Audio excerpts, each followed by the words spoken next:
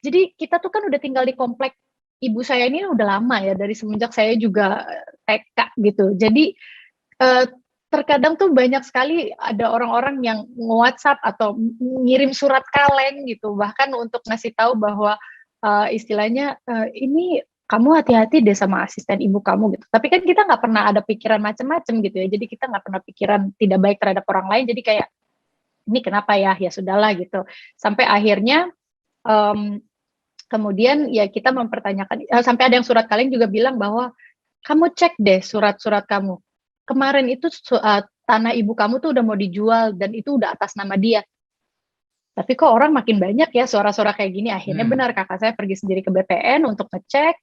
Jelang beberapa hari kemudian ternyata kita mendapatkan jawabannya gitu loh, bahwa oh kok ini surat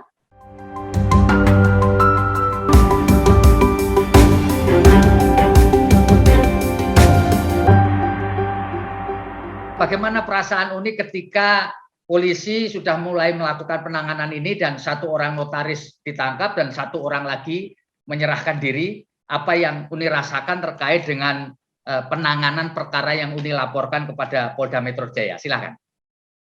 Ya, kepada Polda Metro Jaya saya mengucapkan terima kasih karena tindakannya dilakukannya dengan sigap dan cepat gitu ya. Karena kan memang di waktu saya melakukan press conference itu kan sudah ada 3 orang tersangka yang terdahulu ditangkap ya, maksudnya ditahan gitu. Yang satu adalah ya si mantan asisten ibu saya Riri Kasmita beserta suaminya, dan juga notaris PPAT atas nama Farida, dan kemudian baru yang kemarin ini pemberitaannya baru naik juga gitu kan, ada yang menyerahkan diri dan juga ada yang baru ditangkap secara paksa juga karena tidak menghadiri panggilan gitu. Jadi ya saya terima kasih atas kerja sigapnya mengatasi mafia tanah. Dan ya istilahnya tuh sekarang berarti kan ini masalah memang sudah banyak yang menghadapi, apalagi sekarang nih DM saya nih banyak sekali curhatan orang-orang yang menceritakan tentang kasusnya mereka, menanyakan harus bagaimana, harus kemana gitu loh. Jadi saya juga walaupun saya tuh bukan tipe orang yang istilahnya punya masalah terus jadi saya tebarkan masalah saya untuk diketahui orang banyak, tapi kalau kali ini saya merasa perlu karena ini bisa menyuarakan orang banyak dan ternyata terbukti gitu, banyak sekali yang nge-DM ke saya gitu. Jadi artinya sebenarnya laporan Uni Nirina ini seolah membuka kotak Pandora gitu ya, bahwa hal-hal yang selama ini tidak terungkap ke permukaan, lalu dengan adanya Nirina membuka ini ke publik, kemudian orang-orang pada kemudian menyampaikan kasus-kasus yang pernah dialaminya lewat DM kepada Uni gitu ya. Ya bersyukurlah kalau saya bisa menjadi pembuka jalan untuk orang banyak gitu yang juga menghadapi hal yang sama dan menjadi perhatian khusus sekarang ini khususnya gitu kan. Apalagi sekarang sudah ada Satgas Mafia Tanah juga yang dibentuk gitu. Semoga bisa mempermudah orang-orang yang sedang mengalami hal-hal yang sama. Apalagi kalau saya ini kan kasusnya adalah mantan asisten gitu kan, atau dengan orang notaris atau oknum notaris yang kita tidak kenal juga gitu. Jadi buat saya juga untuk memberikan tindakan keras atau memberikan pembelajaran tuh maksudnya ya udah saya gaspol terus gitu loh. Sementara banyak juga yang curhat ke saya gitu atau DM ke saya tuh masalah ini dihadapi ternyata yang melakukan pemalsuannya adalah kakak ipar atau mungkin sepupu atau mungkin om gitu. Jadi ya mudah-mudahan dengan ada ini semua jadi masyarakat juga bisa lebih mendapatkan pencerahan gitu, atas apa yang harus dilakukan, mesti tahap-tahapnya apa dulu gitu. Jadi kalau memang waktu sekarang saya harus berbagi untuk memberikan edukasi atau membukakan jalan, ini akan saya lakukan gitu. Seperti sekarang halnya saya juga Zoom meeting dengan bapak-bapak yang terhormat semua. Udah bisa cerita dong, meskipun sudah pernah dicerita di tempat lain, bagaimana ceritanya tiba-tiba Uni tahu bahwa sertifikat-sertifikat itu sudah berpindah tangan, sudah beralih kepada orang lain dan bukan lagi menjadi sertifikat atas nama keluarga Nirina, dan apa yang Anda lakukan begitu tahu bahwa itu sudah beralih menjadi orang ketiga? Silakan, Uni. Jadi memang ini melalui proses yang sebenarnya kita sudah mengetahui mengenai hal ini tuh dari kurang lebihnya 2 tahun yang lalu. Ya, gimana itu? Tapi memang pada dasarnya awalnya kami melalui proses apa ya istilahnya secara kekeluargaan lah gitu. Jadi di awal saya mulai tahunya itu semenjak ibu saya meninggal. Jadi sebelum ibu saya meninggal itu memang ibu saya pernah mengucap bahwa ini surat ada apa hilang gitu kan, dan tapi udah ini lagi diurusin gitu. Tapi kan memang ibu saya ini adalah tipe ibu yang mandiri, yang memang istilahnya tidak mau merepotkan anak-anak, dan memang anak tunggal yang biasa melakukan apa-apa sendiri gitu loh. Dan waktu itu kita begitu ibu saya meninggal, terus kemudian saya juga mempertanyakan kan gitu kepada asistennya ini gitu. Saya klarifikasi ya, kembali lagi ya, ini asisten tuh maksud saya adalah asisten ya. Beda dengan PRT, tapi ini adalah asisten yang memang menangani urusan rumah tangganya ibu saya gitu.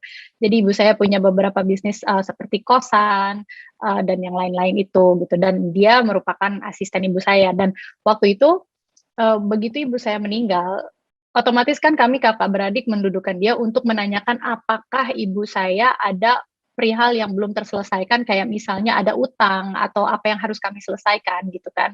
Tapi terus kemudian dia bilang, oh enggak ada utang apa sama sekali gitu. Oh ya udah bener ya, jadi kita nggak ada yang harus kita selesaikan. Oh nggak ada. Terus kemudian baru kita berapa bulan kemudian kita juga baru enggak, karena kembali lagi kakak saya tuh ada yang satu di Bali, kakak saya satu lagi ada di Malang gitu. Jadi kami memang masing-masing gitu kan.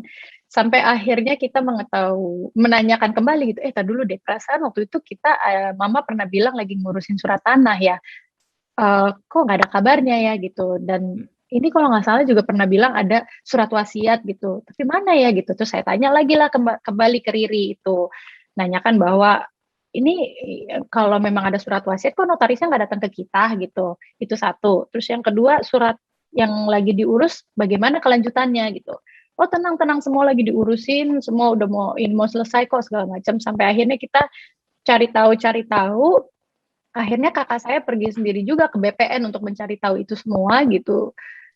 Untuk waktu itu karena jadi kita tuh kan udah tinggal di komplek ibu saya ini udah lama ya, dari semenjak saya juga TK gitu. Jadi terkadang tuh banyak sekali ada orang-orang yang nge-WhatsApp atau ngirim surat kaleng gitu, bahkan untuk ngasih tahu bahwa istilahnya ini kamu hati-hati deh sama asisten ibu kamu gitu. Tapi kan kita nggak pernah ada pikiran macam-macam gitu ya. Jadi kita nggak pernah pikiran tidak baik terhadap orang lain. Jadi kayak ini kenapa ya? Ya sudahlah gitu. Sampai akhirnya kemudian ya kita mempertanyakan. Sampai ada yang surat kaleng juga bilang bahwa kamu cek deh surat-surat kamu.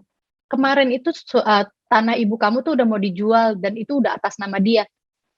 Tapi kok orang makin banyak ya suara-suara kayak gini. Akhirnya benar kakak saya pergi sendiri ke BPN untuk ngecek.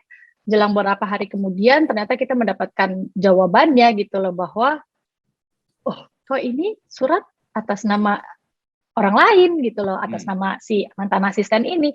Akhirnya makanya kita dudukin, kita tanya gitu, ini bagaimana kejelasannya, dan itu pun dia mengatakan, oh saya tidak tahu apa-apa, wah ini saya dijebak nih, kenapa ya kok jadi atas nama saya, mama waktu itu pernah ngambil KTP saya gitu, oh dibawa ke notaris ini kali makanya diganti nama saya.